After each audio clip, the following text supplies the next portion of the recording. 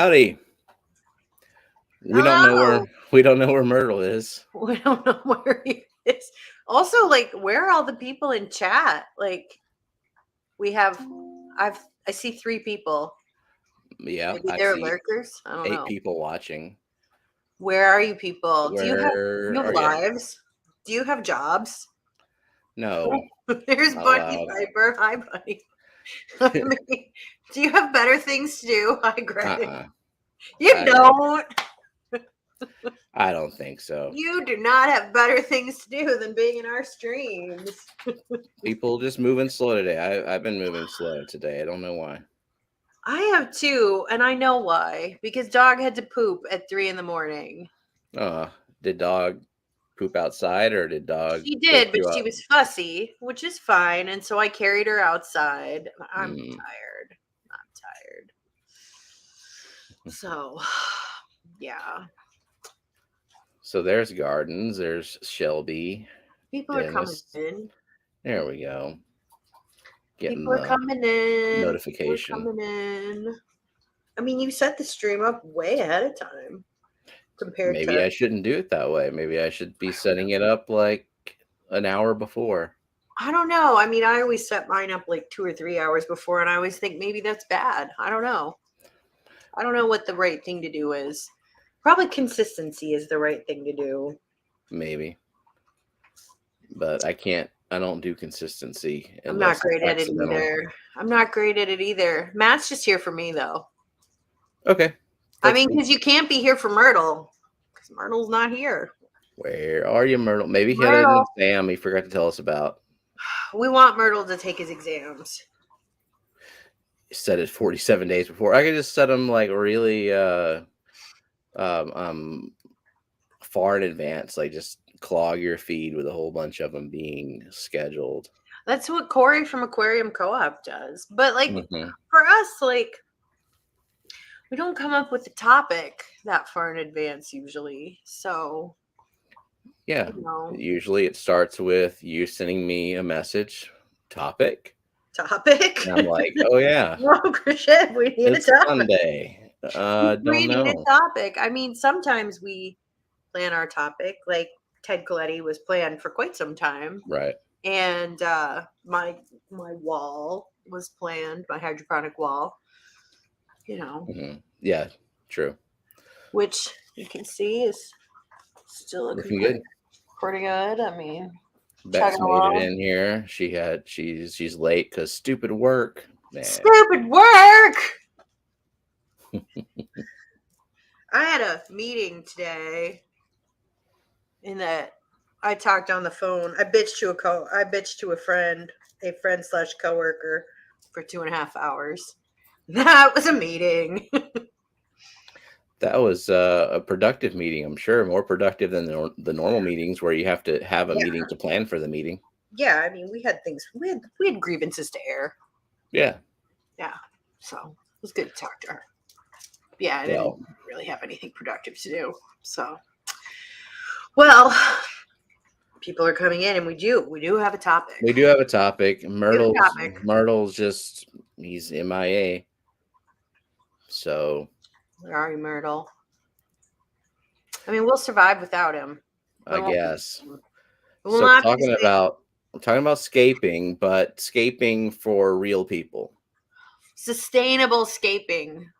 Not let's put up some plants that are all like immersed and get the clicks and views and then tear it down because no one wants to. I mean, we're not talking a 6-month scape. We're talking like let's say like a 1-year scape at minimum. 1 year. I said at minimum. I mean, mine I think are more than that. I mean, I'm not taking takes down unless I move, which, you know. I feel like 1 year is about the time for me whenever I feel like my aquarium is okay.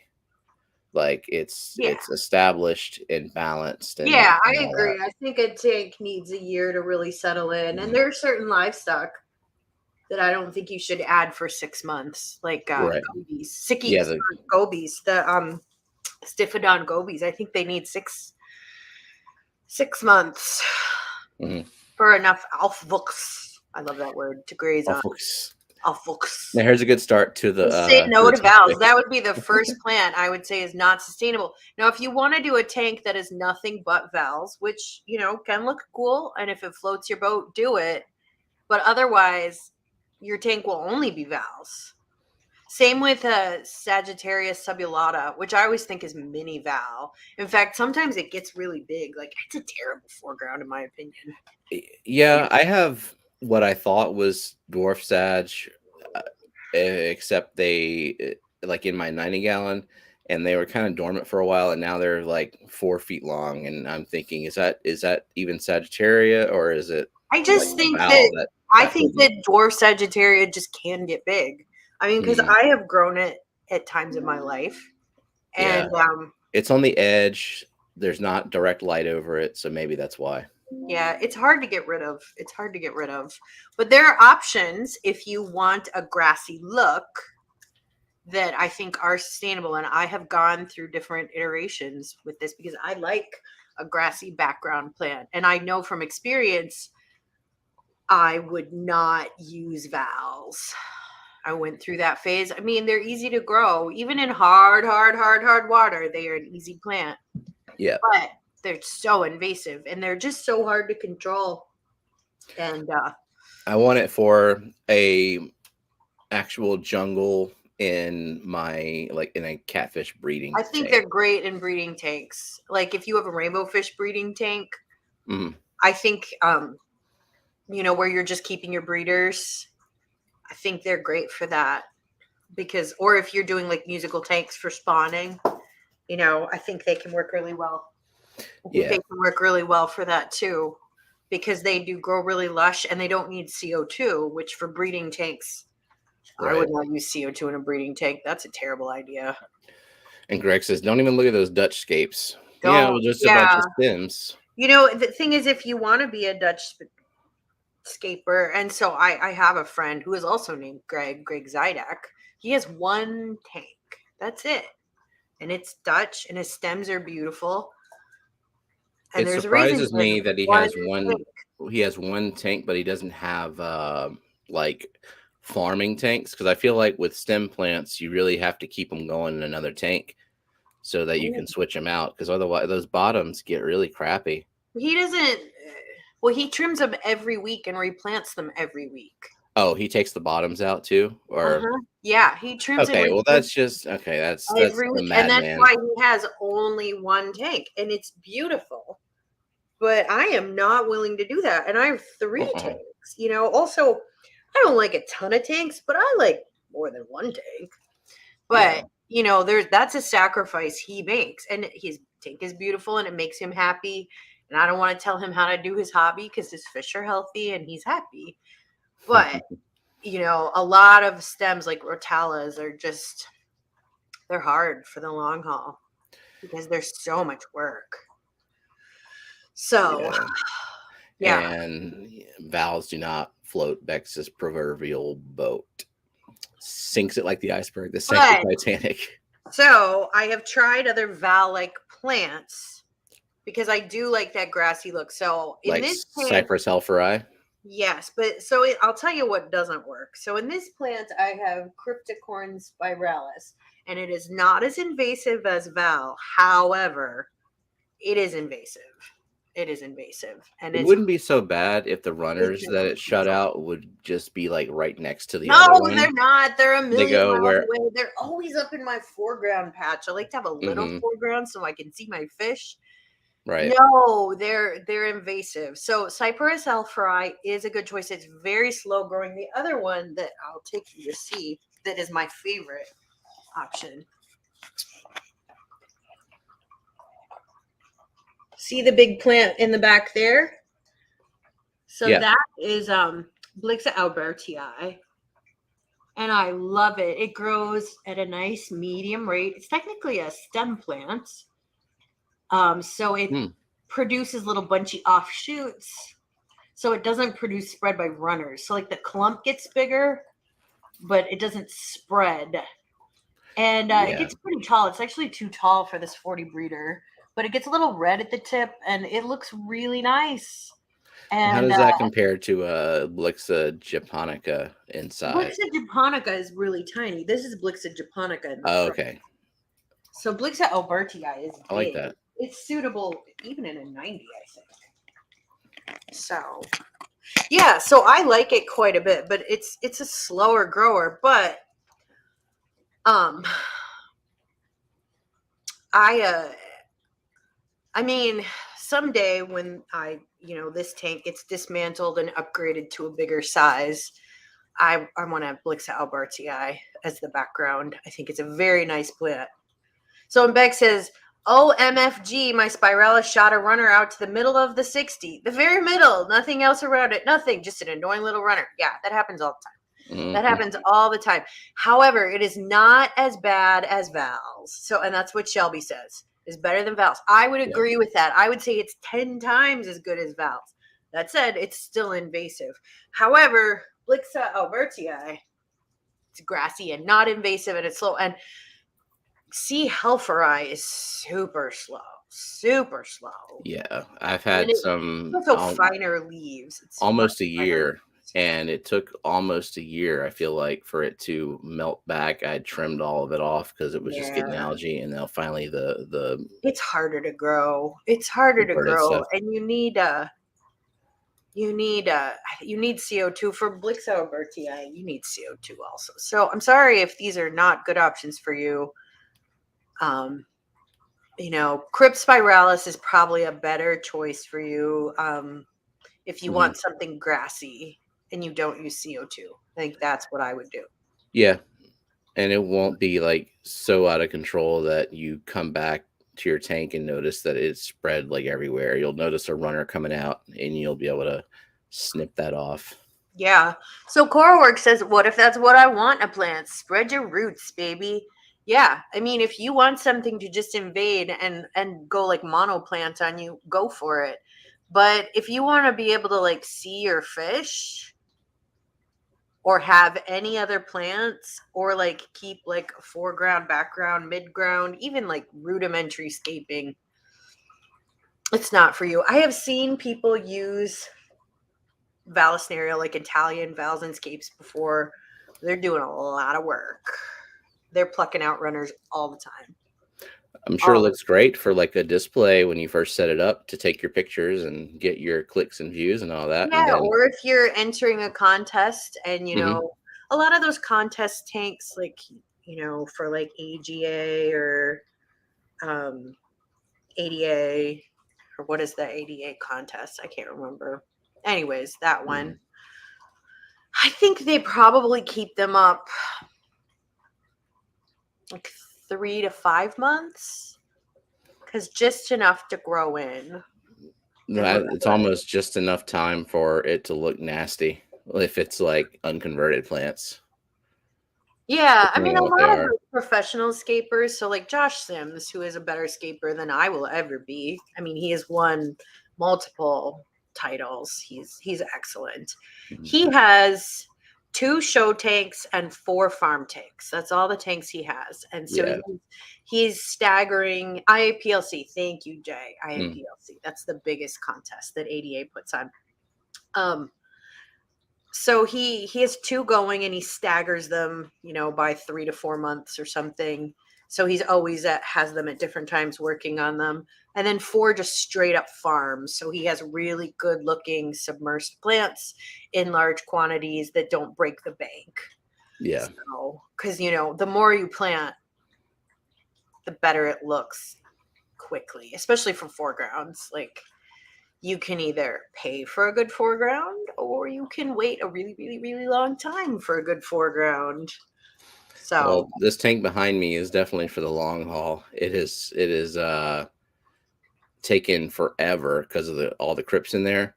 But yeah. now I've added some other stuff. It'll move a lot faster with that. And there's Yeah. there's also vowels in there. We'll see what happens. It's Ooh. but I mean, I kind of want the you jungle in can there. get rid of vowels because Mhm. I've ripped out all my vowels before. You can find all the runners. The problem with Cryptocoryne is like it's impossible to get rid of the runners. Val, I feel like, is easier to pull up. Yeah. That's what I would think. Well, So, I'm okay with it being a jungle. If it goes into an area that I don't want it, I'll pull it up, but yeah, I'm fine with it like going all over the tank for yeah. now. Now there's some crypts that don't seem to spread a whole lot. All crypts will spread some, but some are really low. So for instance, Cryptocoryne parva, Cryptocoryne lucens, Yeah. they grow so slow and they stay in nice little clumps. I mean, Yeah, they're I'm not worried about those. no, they're fine. I have clumps of those that look just really good over time. So those are good choices. And then like I have Cryptocoryne hutteroi. That one is not too invasive. Once in a while I'll have one come up in another area and I pluck it out. It's not too bad. So some, there's some crypts that aren't invasive. Balancy isn't as bad. Cryptocoryne, crispatula. No. Yeah, Cryptocoryne balancy. That one is not Mhm. so bad, I don't think. So there are, I would just say spiralis is the most invasive crypt I have ever used, I think. So I got a lot in here too. Duplicated a lot of what you had already sent me. yeah, I do have that's a great looking plant though. I love the way it looks. I have the spiralis. What is it, like tiger or something? That one is super slow growing. I have Yeah, that one too. That one's never going to be invasive because it's so slow. I mean, I have never, mine is growing fine. It's chugging along. I've had it for well over a year and I don't have enough to send anyone because it's just so slow. So, that one's sustainable because it's super slow. we should clarify how we're using the term invasive in this case. Yeah. So within your tank, if it spreads anywhere in your tank, it's invasive in the tank locally. We're not talking about invasive in the Yeah. waterways or in an environment because everybody lives in different places. So, for instance, I could throw water hyacinths outside and they grow all summer, but the frost is going to kill them. Whereas Steven should not do that. So we're not talking about that way. We're talking about invasive from a gardening standpoint where it's growing to all corners of your tank. And not all plants do that. For instance, Java ferns, they're not invasive. I mean, a clump can get huge, especially with CO2, but Yeah. it's not gonna like, even if it puts off little plantlets, like they're not gonna like run all over your tank. No, So just that's why Java ferns are always good plants. Always good plants. Java ferns and Anubias. And if you are a fan of Boost and you want to shell out the money for it, it's a good one too. Sure, but you know, Annette says duckweed is not as invasive as she would want it to be. Well, there you go. No one else feels that way, but she does. So Shelby's got a planted nano with all types of crypts, been going for 2 years, usually complement each other really well. Spiralis, parva, what she meant, brown, compacta, green. Yeah, and I imagine that's a no CO2 tank. So things go Mhm. slower without CO2. So it's not so bad. Whereas if you're running CO2, I mean, things just go faster. So, yeah. I actually can't get duckweed to propagate because I have spray bars in all my tank. I've never been able to propagate duckweed ever. There's a spray bar in Jenna's tank, yet the duckweed is just kind of out of control in there too. But I've never been good at growing duckweed. I don't, I mean, I haven't really tried, but yeah, I wouldn't want it. And in my ponds, like the goldfish would eat it, I would assume. So, hi, Eric. Plants, Eric, thanks. Plants. plants. Yes. So, Parvati Coralworks is either a cheese or an opera singer. Isn't it a common name in India? It's like I'm pretty sure. I That's don't know. probably why spell check catches it. Autocorrect catches it. Mm. So yeah. So anyways, that goes for grassy plants. Like let's talk about foreground plants because some are better than others for sustainability. So when we're talking about sustainability, CO2 or no CO2? Well, we can talk about both. We can talk about both. What do you think about Marsilea as a sustainable foreground? Love it. Love it. So that's what I have in this tank. It is a slow grower. It invades a little bit, but not much. And it's a slow grower with CO2. Without CO2, it's going to be a very slow grower. It looks very nice. Even if it Bentley Pasco thought it invades was glossostigma. and what?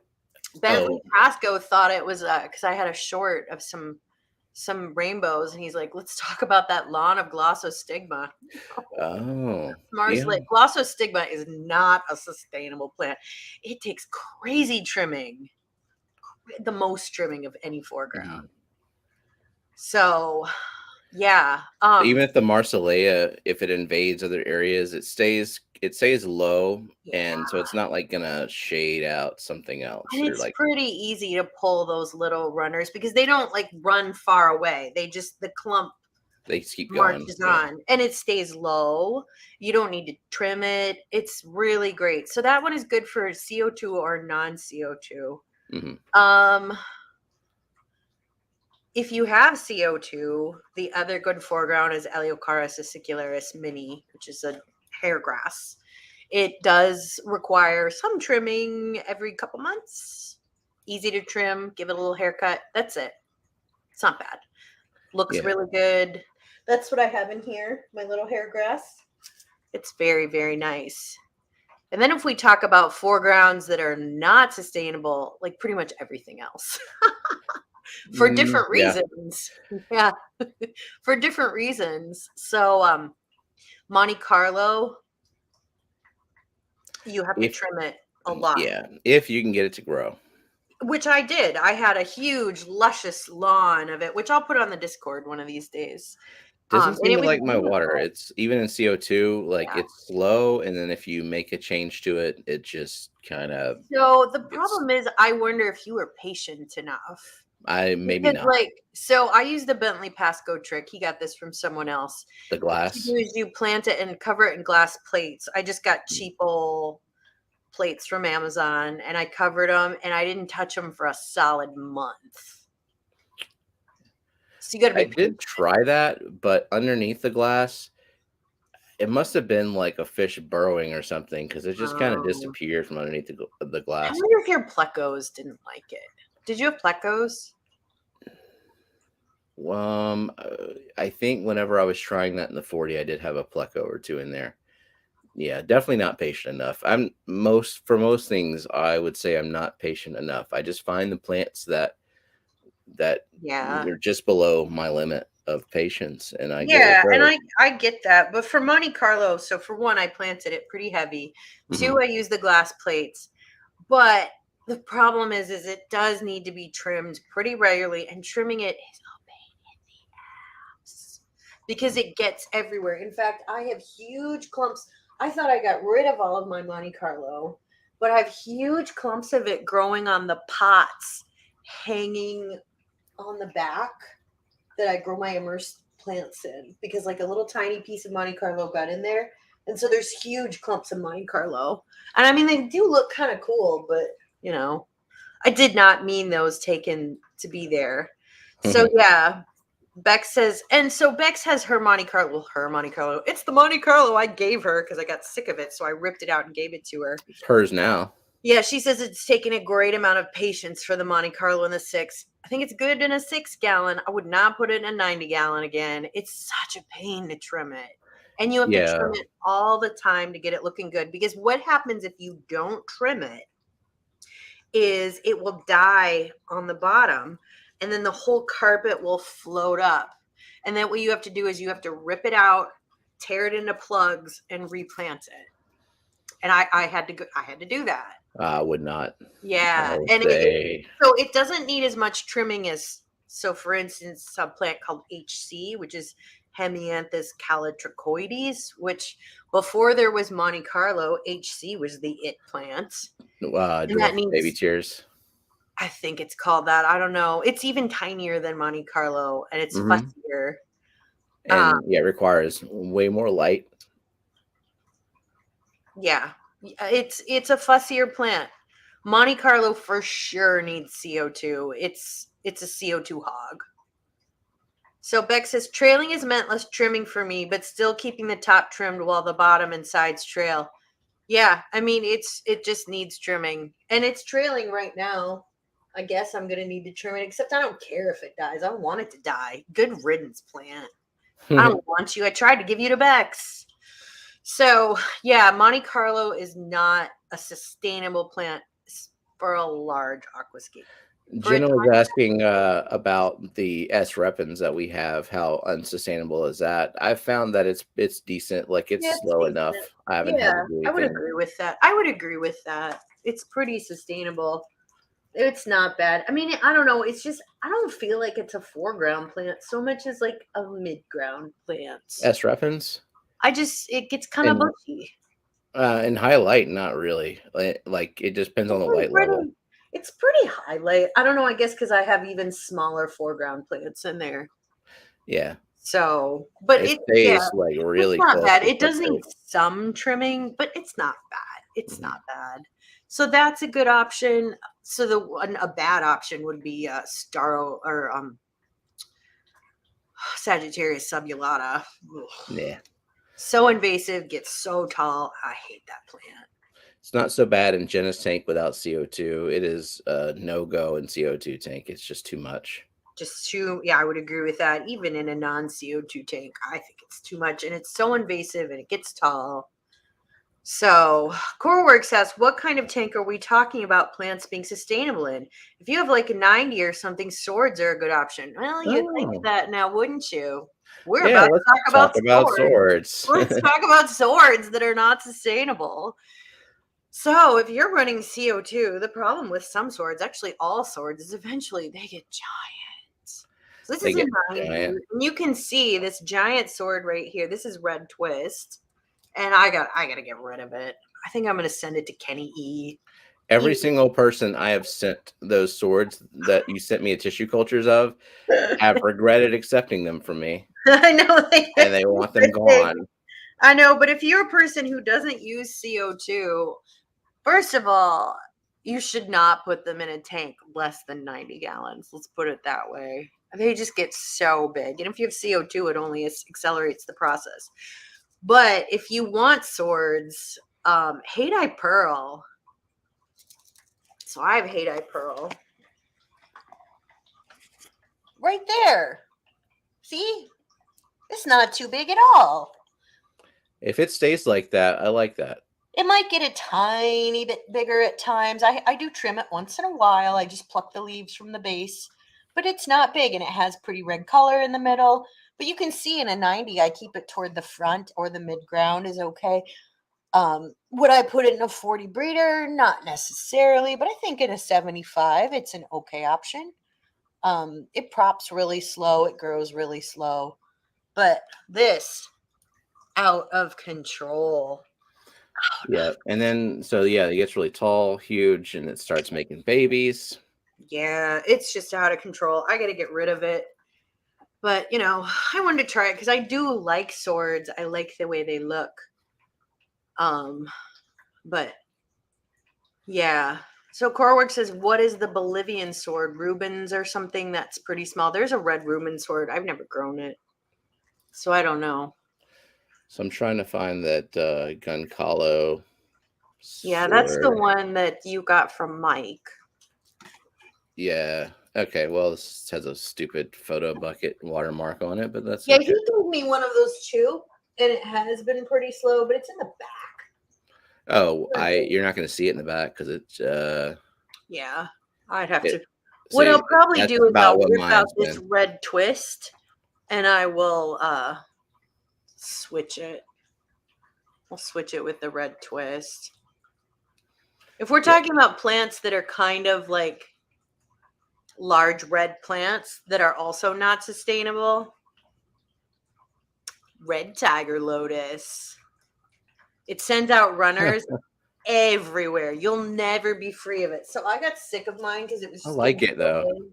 I do too, but I don't want it anymore and I don't want it everywhere. And I'll never get rid of it. I'm still giving babies of it to people. I thought I got rid of it, but I'll Yeah. never be free of it. I gave a bunch of little babies to Brookley. I still have a bunch in the plant farm. Until they start like shading stuff out, I leave it. The problem is with CO2, they just get enormous. Hmm. And even though they're easy to keep trimmed up because you just rip out leaves every week, you just pull them from the base. You don't even need scissors, you just pluck them out. But it sends out runners, and those runners get everywhere. Oh, is today Freaky Fish Lady's birthday? Happy birthday, Holly. Happy birthday! Do we answer this? Bolivian sword, Reuben something. I don't know that one, so I can't like confirm Uh, or deny. So Corework says I had some bits of red tiger lotus break off the bulb and planted them on other sides of the tank, and they're sending out new shoots and things. Yeah, guess what? You'll never be free of that plant ever. And if you have CO2, which you don't, but if you did, like it's so fast growing. aquarium lily, the dwarf aquarium lily is similar. I thought it was gone from the 90. I thought those bulbs had like rotted and like everything was gone. Then Nope. suddenly like a season changed and it's back. Yeah. I mean, they just grow fast in every tank, whether you have CO2 or not. But let me tell you this, if you had CO2, they go even faster. Yeah. Because that's how that goes. I mean, the thing is, if you don't have CO2, they're gonna shoot to the surface. What's So, weird in Jenna's tank, her red tiger lotus has stayed low to the hmm, ground, and it's. I mean, I wouldn't consider it even a medium light tank because it's a cheap Higer. It's a single yeah, Higer. It's on a 55. It's on like 4-inch stilts, and then of course the 55. It's tall as it is. yeah. I mean, if you keep it trimmed up, it'll keep it low. But if you see like it's starting to shoot pads to the surface, that's what it'll do. Yeah. So you want to keep up on trimming it. And I did like the plant. I had it for a long time, but I got sick of it. Would you put a red And tiger lotus in a pond tub? sure, why not? It'll take over the tub. It'll look good. It has white flowers that look nice. There's just better looking water lilies by far because the flowers are white and they're nice. I mean, you would be really excited to see one in your aquarium, but compared to other, so it's not really a lotus. It's really a water lily. It's a nymphea. Hmm. Lotuses are immersed plants. They're just way better water lilies. I mean, From what you've shown yeah, me to entice me to get the tub. yeah. And some of those are hardy too, which means they survive the winter. And if you're going to do ones that aren't hardy, there are way, way, way, way better ones. I mean, there are ones with like blue and purple flowers that smell good. So, you know. So Joe Stan asks, "Hey Kelly, how long do I need to wait to split the plants you gave me? Mainly the lotus. Don't split the lotus this year. I have come to the conclusion that lotuses don't need to be split every year, and they do better if you don't. The water lily, you probably should split it every year, though, especially the one I gave you. It's yeah, split it. And you're in Texas. It's warm enough. Mm. For me, like it's just gotten cold again, so I haven't split When are mine. you gonna do your pond? Like, is that May Well, or June? so I'm gonna try to get everything divided beforehand, but we always do the 4 days around Memorial Day is when we do the big setup. But I am going to get everything split hopefully before that. But it's cold again and it's going to frost. So I just don't want to stick my hands in cold water. I mean, it got down to 33 Mhm. last night. So, That's you know, ridiculous.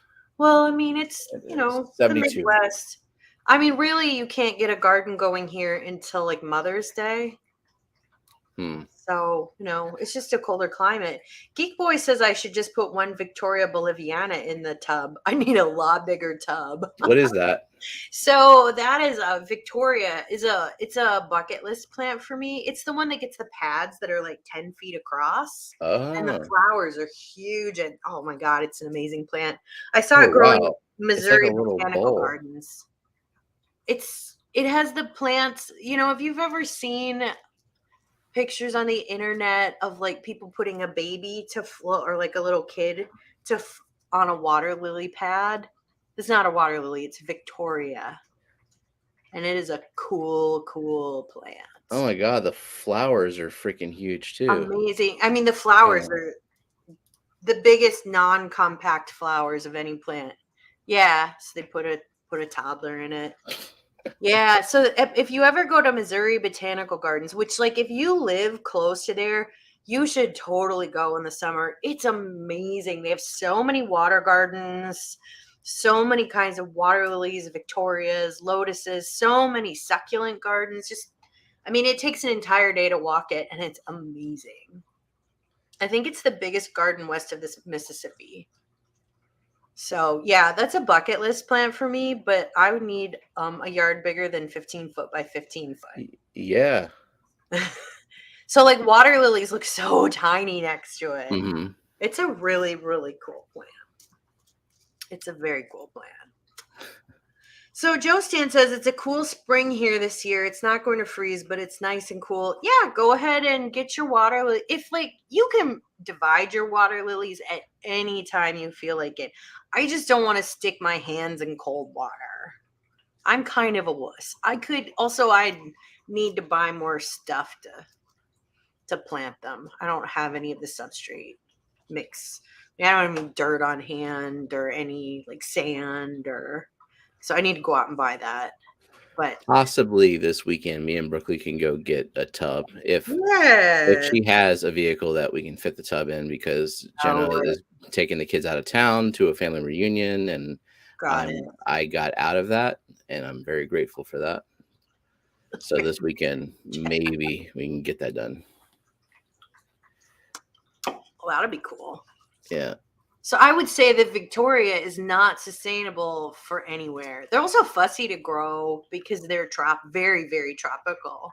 But Yeah. How long does it take to get a leaf that freaking huge? Oh my God, they grow so fast. But the water has to be warm enough. They grow so fast. But yeah, go to Missouri Botanical Gardens if you live nearby St. Louis. It's amazing. Just amazing. So Jenna says it's not too late for Steven to attend the family reunion if he wants. What? I thought I made it clear Steven, that I was grateful to get out of it. You could go to Jake's family reunion. There's only Jake there. He has no family. There's none. There's none. You should just be you hanging out with Jake. Sounds like my kind of family reunion. It's not bad. I don't need to reunite with these people. I mean, Jake doesn't care what you do at the family reunion either. If you want to just eat pizza and fuck around on your phone, he's fine with that. Perfect. He says, how do you get out of family reunions? Asking for a friend. Well, first of all, if it's your own family, your side of the family, you just don't go. So I got out of one. So I have cousins that I have never met who are, how to say this without being offensive. So we don't have any Catholics by birth in our family. They're Catholics by choice. And they're like weird fundamentalist Catholics with like weird blogs about being Catholics. Anywho's it's. They're getting married, and I've never even met these cousins, and my mom wanted me to go. And I'm like, oh, Keystone Clash. I'm a speaker. Sorry. Damn. Okay, Geek, you got to make yourself unavailable, and that might mean you have to go to more events and stuff, though. Better than a family reunion, at least. I mean, yeah. It's like, we don't have any family reunions in my family. Thank goodness. So I got out of this one. I'm like, I don't even know these cousins. I've never met them. I don't want, and it's in South Carolina.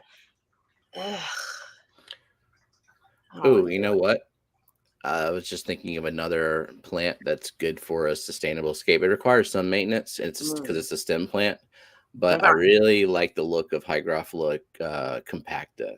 Oh yeah, that's a good, because it's slow growing. It stays low. It doesn't get super leggy as long as your light is decent enough. It doesn't have to be super high. If it is high, you can get some red edges and it looks nice, but just the green version by itself, the side shoots just make it bushy, grow out. Yeah, it's a nice plant and it grows really slow. Now that is a dwarf form of a plant that is not sustainable. That's a hygrophila Oh. regular corymbosa. So there's like cherry leaf. You'll see it Mhm. marketed as. Oh my god, I've never seen anything grow faster. Even Pocostem enceladus octopus grows slower than it. That's a bad one. It's great for cycling a tank because you want to Yeah. have slow grower or fast growers that consume a lot of nutrients, but then you want to get rid of it. So So I've got, Augustifolia in here. yeah. Hang on. I don't really think stems are in general are the way to go for Yeah, sustainable tanks, but I that's my want it to opinion because be bushy, though. I don't like stems for the most part. I mean, I have some. I have alternate theras are sustainable. They grow really slow. They look pretty good always. Oh, look, you can see the puffer. Oh, hi Puffer. He's just in the back. I think you just need to get your Puffer friends. I think that's the issue. Well, once I have this all planted up where I want it to be, if she's still, like, not being social, I might very well do that Have the because, raccoon tetras helped?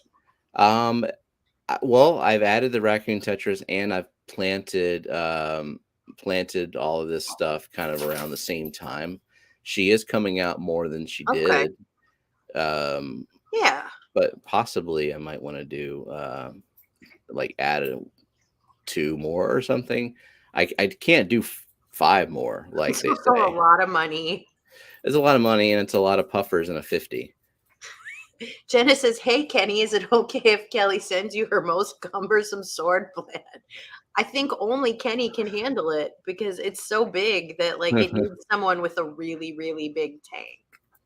Like, Yeah. what am I gonna send it to Bex? I mean, No, she doesn't. She's getting rid of or moving a sword because she has one of my swords, and of course, she's like, I can't. everybody hates those swords. It's too big. But like, if you have a non CO2 180-gallon tank, like, Right. there you go. It's very attractive. So I don't know if I'm gonna pull it just yet because I don't know if I'm emotionally strong enough to pull it yet. It's gonna suck. I mean, do it when you're siphoning. Oh, for sure. Cause like the trick to like not totally fouling your water column is to like have the siphon like right in place and slowly, slowly, slowly, slowly pull it. Yeah, and I It's will, gonna like, if I suck. see that the roots are, like, 4 feet long, at some point when I I'll get just it out of cut the the substrate, root. I just I cut it just cut around the it. roots and it'll be just fine. And Mhm. it's not like there's runners that I need to worry about. Nah. Yeah, I'm trying to think if there's anyone else in the fish van that would want this giant beast. I don't know, didn't, Austin just set up a huge ass tank? Oh, that's a good idea. That might work. He might appreciate it. In fact, he filled up a really tall, it's like a 75 gallon, but it's, like, super tall, and I think it's a hex tank or something like that. So Kenny says we have a 240 and a 300. We Yeah, can handle big plants. My 3-foot sword from the weekend. Danny said, "Where are you going to put that monster?" in a I monster mean, tank. by the time I get around to pulling this one, you can see it, Kenny. It's already getting big. This is a 90.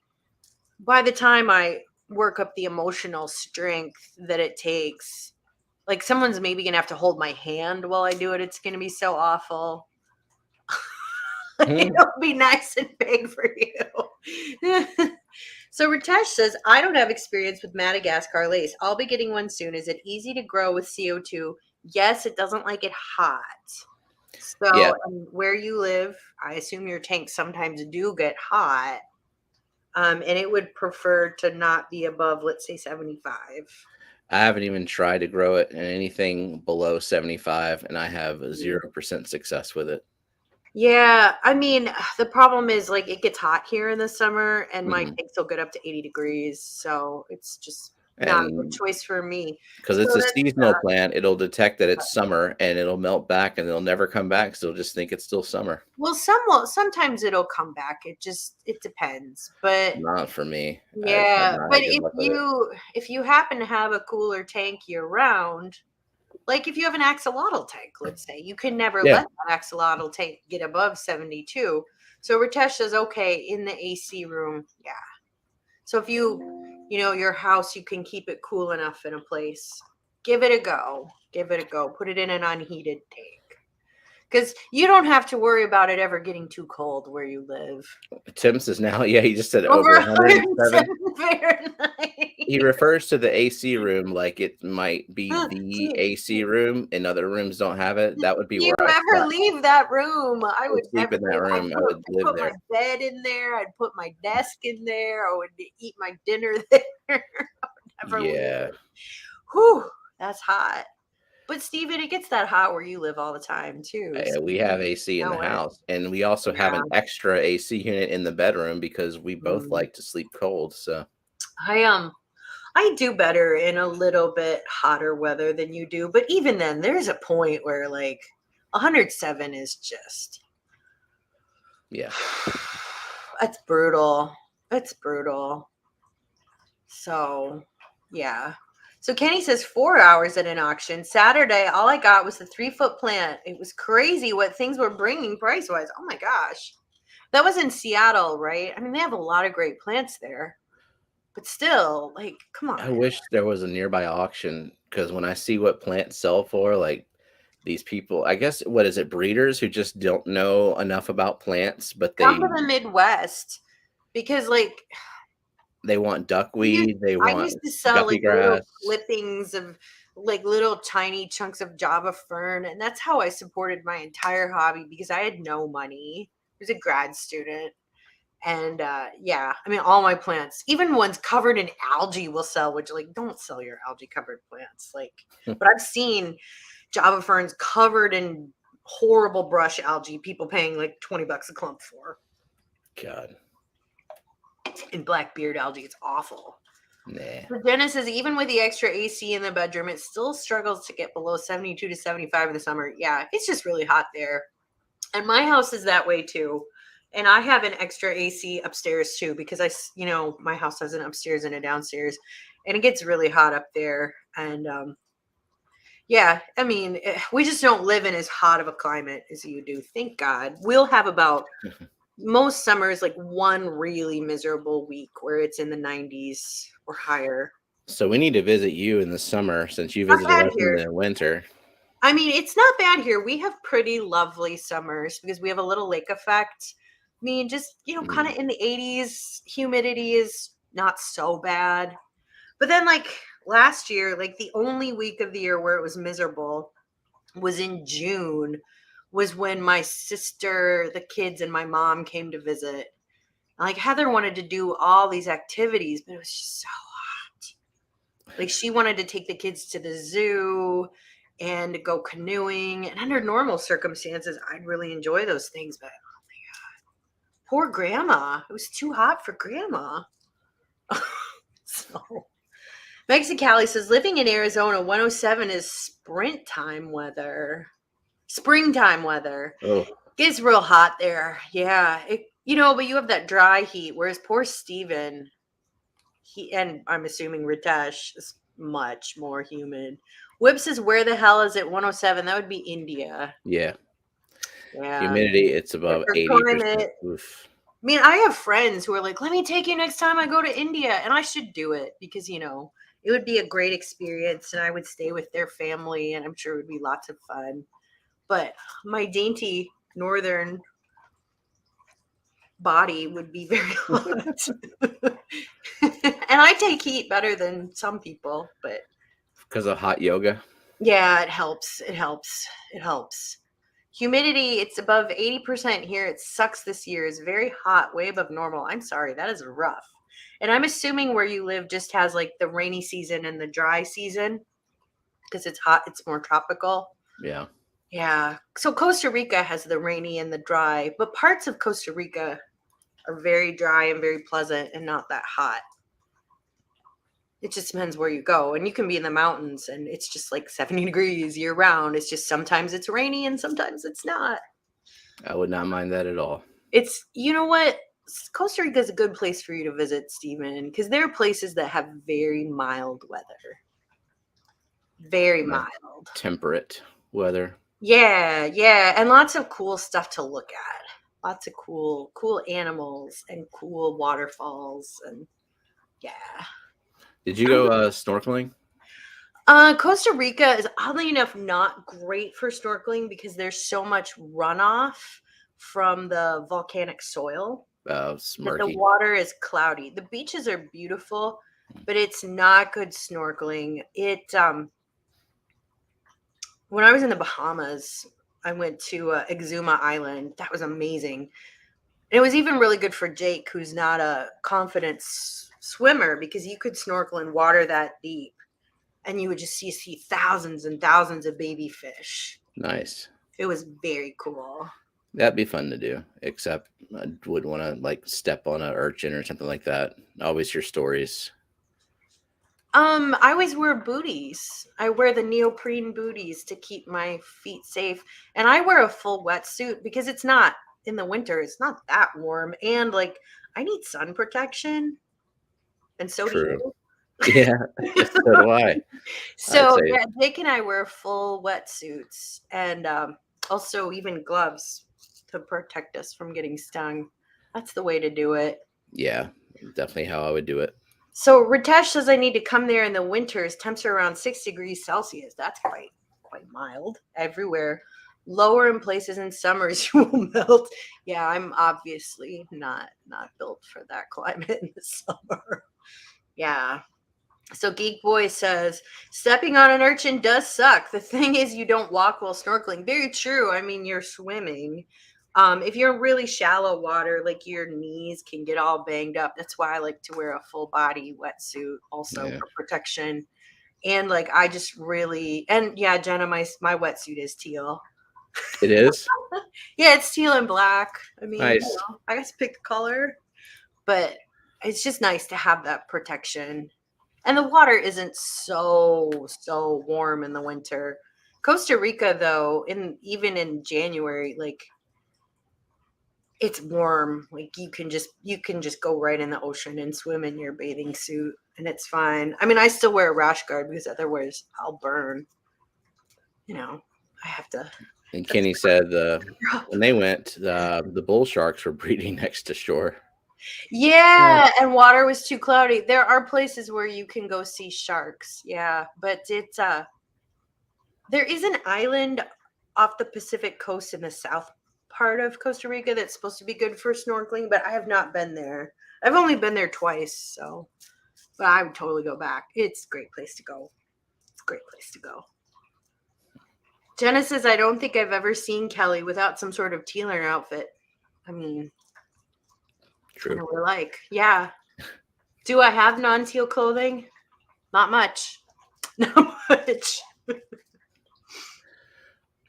Oh, you know what? Looking at my escape, I thought of another foreground plant. If you Oh, are patient enough, the crypt rose and maiden, it doesn't get very oh tall, yeah, that's and slow.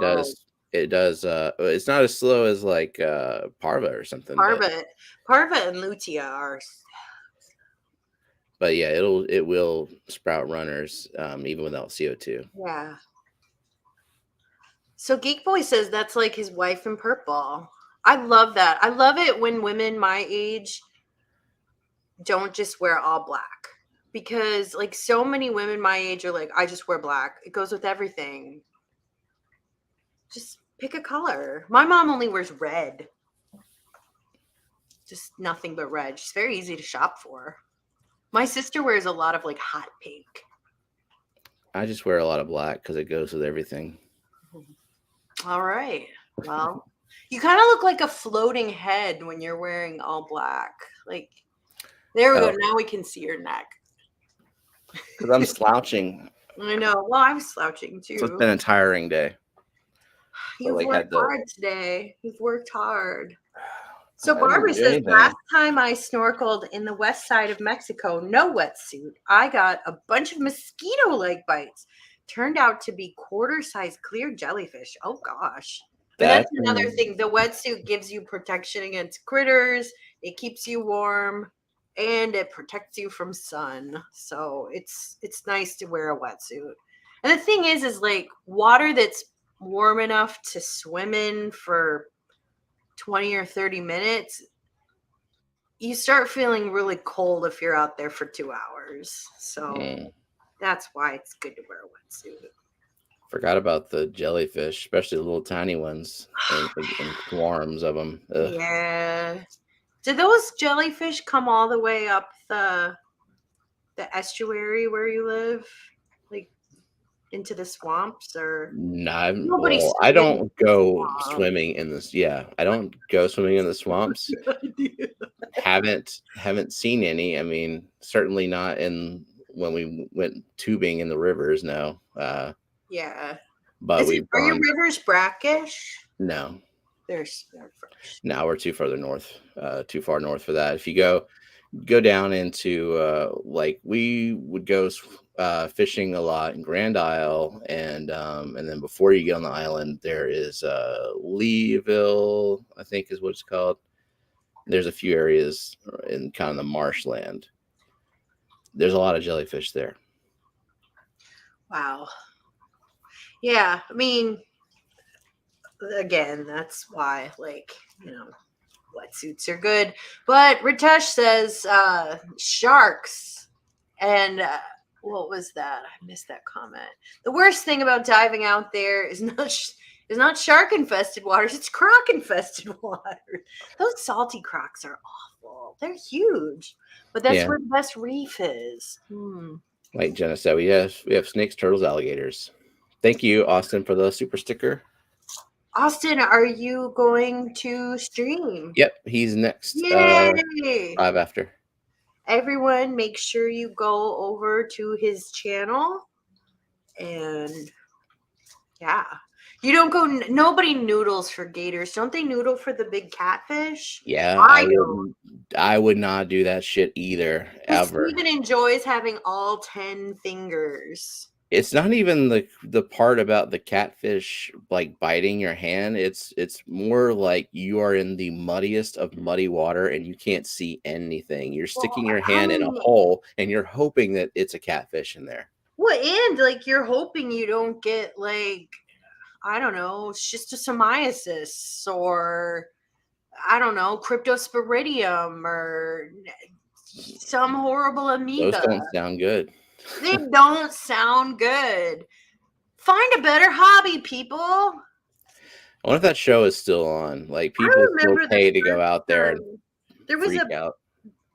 this was in the early 90s. They had a thing on it on PBS, and it was the first time I encountered it. And I'm like, why are people doing this with their lives? I mean, this was in like 1991 or 1992.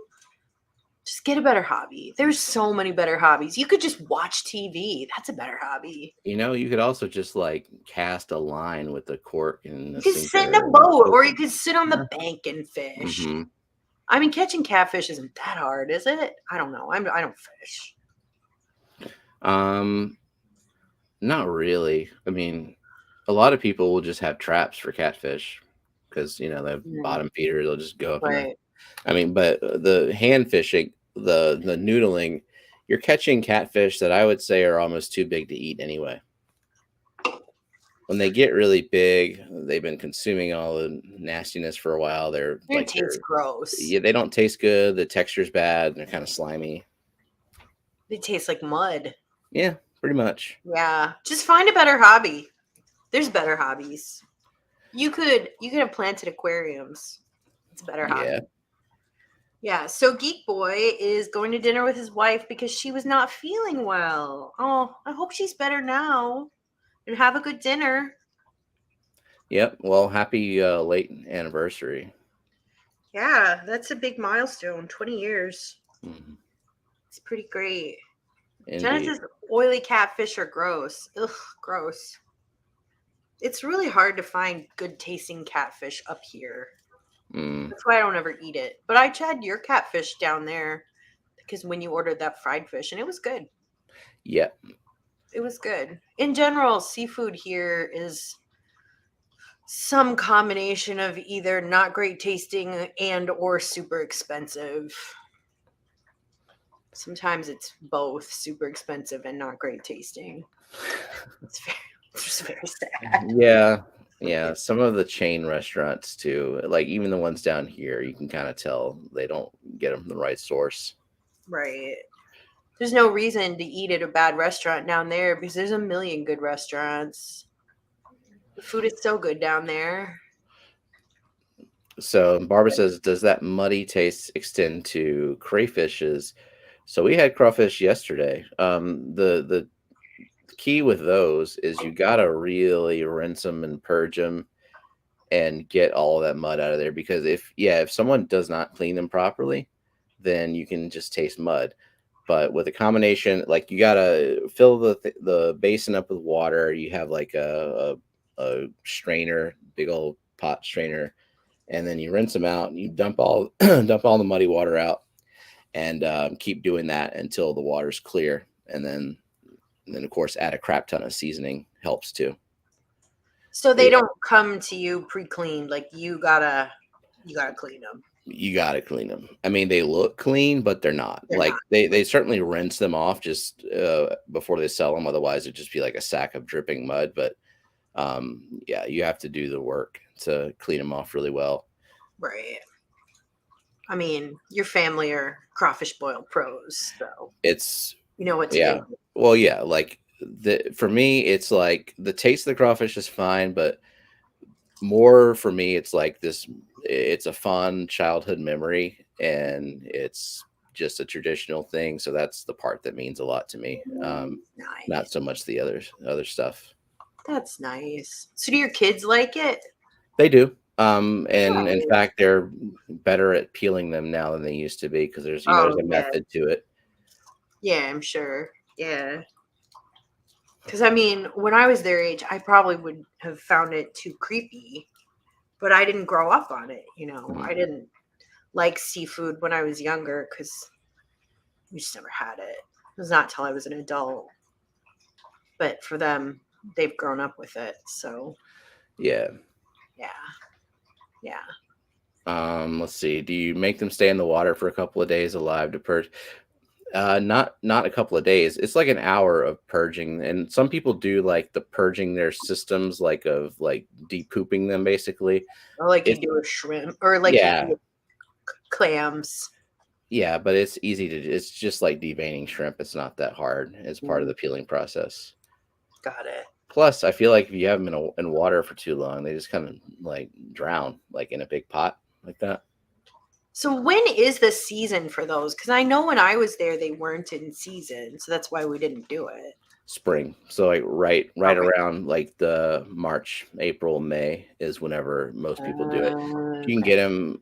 You can get them from China all year long, Yeah, we don't want but to do that no, we don't want to do that. because there's other things you can eat that are seasonal, even in the Yeah, winter. Yeah, we'll have to come down in the spring so we can. Because I know my sister, she went for spring break to Homa, and they did a crawfish boil for her, and she really thought it was good. yeah. So that would be mid March. She went. And if you don't like crawfish, but you like the flavor of the seasoning, always boil it with corn, And um, potatoes. and potatoes. And for some reason, my dad decided to throw a fresh pineapple in there, which wasn't bad. Mm. I mean, I like regular pineapple. It I'm doesn't like allergic to wrong. pineapple, so I can't eat anymore. Uh, Yeah, but no, she liked the crawfish. She thought it was good. So yeah. that she came back like 5 pounds heavier after a week there. So they fed her good.